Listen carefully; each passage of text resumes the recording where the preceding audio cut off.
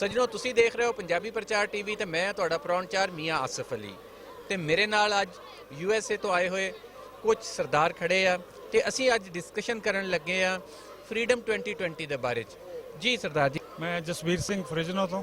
अच्छा ਤੇ ਇਹ फ्रीडम 2020 ਹੈ ਜਿਹੜਾ ਇਹ ਹੈ ਕੀ ਬੇਸਿਕਲੀ?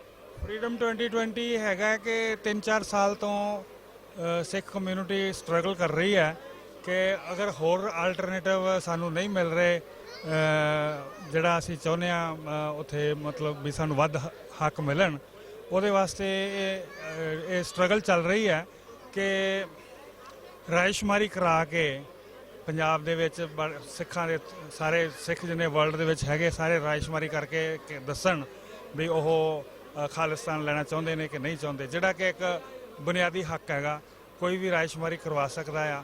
ਤੇ ਉੱਥੇ ਇੰਡੀਅਨ ਗਵਰਨਮੈਂਟ ਦਾ ਇਹ ਕੋਸ਼ਿਸ਼ ਹੈ ਵੀ ਇਹ ਰਾਇਸ਼ਮਾਰੀ ਨਾ ਹੋਵੇ।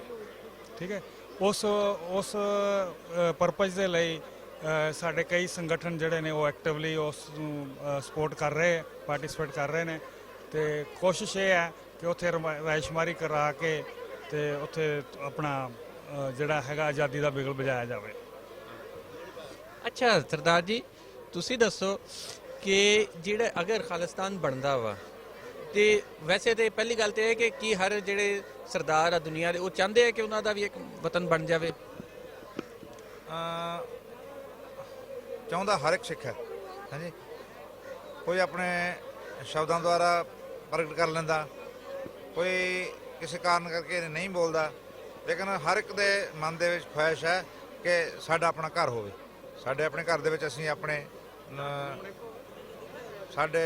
ਘਰ ਦੇ ਵਿੱਚ ਆਪਣੀ ਗੱਲ ਕਰ ਸਕੀਏ, ਆਪਣੇ ਧਰਮ ਦੀ ਖੁੱਲ੍ਹ ਕੇ ਗੱਲ ਕਰ ਸਕੀਏ। ਅਸੀਂ ਭਾਵੇਂ ਹੈ ਆਜ਼ਾਦ ਪਰ ਸਾਡੀ ਕੌਮ ਹਜੇ ਵੀ ਗੁਲਾਮੀ ਦੇ ਅਹਿਸਾਸ ਕਰ ਰਹੀ ਹੈ। ਸਰਦਾਰ ਅਵਤਾਰ ਸਿੰਘ ਜੀ ਵੀ USA ਤੋਂ ਆਏ ਹੋਏ, ਅਮਰੀਕਾ ਤੋਂ ਆਏ ਹੋਏ, ਤੇ ਇਹਨਾਂ ਦਾ ਕਹਿਣਾ ਕਿ ਚਾਹੁੰਦਾ ਤੇ ਹਰ ਸਰਦਾਰ ਆ, ਹਰ ਸਿੱਖ ਚਾਹੁੰਦਾ ਕਿ ਉਹਨਾਂ ਦਾ ਆਪਣਾ ਵਤਨ ਹੋਵੇ, ਆਪਣਾ ਖਾਲਿਸਤਾਨ ਹੋਵੇ। ਤੇ ਅੱਛਾ ਸਰਦਾਰ ਅਵਤਾਰ ਸਿੰਘ ਜੀ ਹੀ ਇੱਕ ਹੋਰ ਸਰਦਾਰ ਅਵਤਾਰ ਸਿੰਘ ਜੀ ਵੀ ਸਾਡੇ ਨਾਲ ਇਹਨਾਂ ਦੇ ਕੋਲੋਂ ਵੀ ਅਸੀਂ ਜਾਣਦੇ ਹਾਂ। ਹਾਂਜੀ, ਤੁਹਾਡੇ ਕੀ ਇਸ ਬਾਰੇ ਦੇ ਵਿੱਚ ਤੁਹਾਡੇ ਕੀ ਵਿਚਾਰ? ਮੈਂ ਪਹਿਲਾਂ ਤੋਂ ਦੱਸਣਾ ਮੰਗਦਾ ਕਿ ਸਾਡਾ ਪਹਿਲਾਂ ਇਸ ਦੇਸ਼ ਦੇ ਵਿੱਚ ਸਾਡਾ ਨਾਂ ਸੀ ਪੰਜਾਬ ਦਾ ਦੇਸ਼। ਪੰਜਾਬ ਇੱਕ ਦੇਸ਼ ਸੀਗਾ, ਸਾਡਾ ਰਾਜ ਰਿਹਾ ਸਿੱਖਾਂ ਦਾ।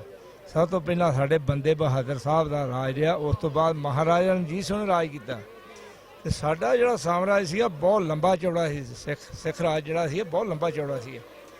ਉਸ ਤੋਂ ਬਾਅਦ ਜਦੋਂ ਸਾਡੇ ਰਾਜ 'ਤੇ ਕਬਜ਼ਾ ਕੀਤਾ ਗੋਰਿਆਂ ਨੇ 100 ਸਾਲ ਹੋਰ ਰਾਜ ਕਰਕੇ, ਪਹਿਲਾਂ ਉਹਨਾਂ ਲੁੱਟਿਆ ਸਾਨੂੰ, ਜਾਣ ਲੱਗੇ ਸਾਨੂੰ ਇਹਨਾਂ ਦੇ ਅੱਗੇ ਅਸੀਂ ਗੋਰਿਆਂ ਤੋਂ ਆਜ਼ਾਦ ਹੋਏ ਤੇ ਕਾਲਿਆਂ ਦੇ ਗੁਲਾਮ ਹੋ ਗਏ।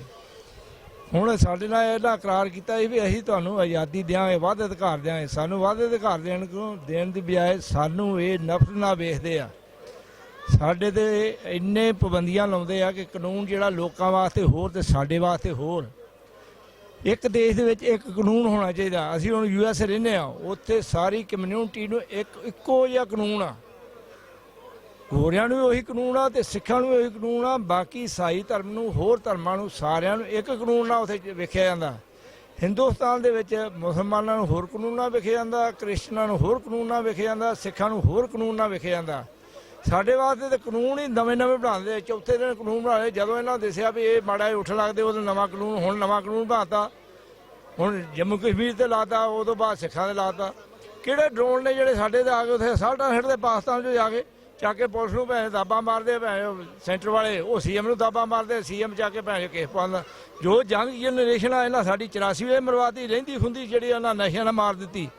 ਹੁਣ ਜਿਹੜੀ ਰਹਿੰਦੀ ਆ ਉਹਨਾਂ ਫੜ ਕੇ ਕੇਸ ਪਾਤੇ। ਤੇ ਕਿਉਂ ਨਾ ਅਸੀਂ ਆਪਦਾ ਦੇਸ਼ ਬਣਾਈਏ? ਸਾਡਾ ਜੀ ਕਰਦਾ ਸਾਡਾ ਪਹਿਲਾ ਵਾਲਾ ਰਾਜ ਹੋਵੇ, ਦੁਨੀਆ ਯਾਦ ਕਰੇ ਵੀ ਸਾਡਾ ਇਹੋ ਜਿਹਾ ਦੇਸ਼ ਸੀਗਾ। ਅਸੀਂ ਲੋਕਾਂ ਨੂੰ ਦੱਸੀਏ ਵੀ ਅਸੀਂ ਰਾਜ ਕਰਨਾ ਜਾਣਦੇ ਆ ਤੇ ਦੁਨੀਆ ਸਾਡੇ ਰਾਜ ਦਾ ਜਸ ਗਾਉਂਦੀ ਅੱਜ ਤੱਕ। ਮਹਾਰਾਜਾ ਰਣਜੀਤ ਸਿੰਘ ਦੀ ਮਿਸਾਲ ਦੇਣਾ ਮੈਂ, ਲਾਹੌਰ ਦੇ ਵਿੱਚ ਤੁਰਿਆ ਜਾਂਦਾ ਸੀ ਰਾਤ ਦੇ ਟਾਈਮ 'ਤੇ ਲੋਕੀ ਦੁਕਾਨਾਂ ਬੰਦ ਕਰਨ ਲੱਗੇ ਸੀ। ਮਹਾਰਾਜ ਨੇ ਪੁੱਛਿਆ ਵੀ ਇਹ ਕੀ ਦੁਕਾਨਾਂ ਬੰਦ ਕਿਉਂ ਕਰਨ ਲੱਗੇ? ਮਹਾਰਾਜ ਚੋਰੀ ਕਰਕੇ ਬੰਦ ਕਰਨ ਲੱਗੇ। ਮਹਾਰਾਜ ਨੇ ਕਿਹਾ ਦਰਵਾਜ਼ੇ ਖੋਲ੍ਹ ਦਿਓ, ਜਿੱਥੋਂ ਤੱਕ ਮੇਰਾ ਰਾਜ ਆ ਕੋਈ ਦੁਕਾਨ ਬੰਦ ਨਹੀਂ ਹੋਏਗੀ, ਰੇਟ ਲਿਖ ਕੇ ਲਾ ਦਿਓ, ਪੈਸੇ ਪਾਓ ਤੇ ਆਪਦਾ ਸਮਾਨ ਜੋਖ ਕੇ ਲੈ ਜਾਓ। ਜਿੰਨਾ ਚਿਰ ਮਹਾਰਾਜ ਰਣਜੀਤ ਸਿੰਘ ਦਾ ਰਾਜ ਰਿਹਾ ਕੋਈ ਦੁਕਾਨ ਰਾਤ ਦੇ ਟਾਈਮ 'ਤੇ ਨਹੀਂ ਬੰਦ ਹੋਈ, ਖੁੱਲ੍ਹੀਆਂ ਰਹੀਆਂ ਦੁਕਾਨਾਂ। ਤੇ ਇਹੋ ਜਿਹਾ ਸਾਮਰਾਜ ਅਸੀਂ ਦੇਣਾ ਮੰਗਦੇ ਹਾਂ। ਸਾਡੀ ਕੌਮ ਕੋਲ ਹੀਰੇ ਹੈਗੇ ਇਹੋ ਜਿਹੇ ਜਿਹੜੇ ਇਹੋ ਜਿਹਾ ਰਾਜ ਦੇ ਸਕਦੇ ਆ। ਅੱਗੇ ਅਸੀਂ ਬਹੁਤ ਘਾਟਾ ਖੇਦਾ, ਤੇ ਅਸੀਂ ਹੁਣ ਆਪਦਾ 2020 ਕਰਾ ਕੇ ਪਹਿਲਾਂ ਅਸੀਂ ਵੋਟਾਂ ਪਾਉਣੀਆਂ, ਉਸ ਤੋਂ ਬਾਅਦ ਅਸੀਂ UN ਵਿੱਚ ਫੋਟੋ ਕੇਸ ਕਰਾਂਗੇ ਆਜ਼ਾਦੀ ਵਾਸਤੇ। ਅਸੀਂ ਆਪਦੀ ਆਜ਼ਾਦੀ ਲੈਣੀ ਮੰਗਦੇ ਹਾਂ, ਅਸੀਂ ਕਿਹੜਾ ਵੀ ਡਰਦੇ ਹਾਂ।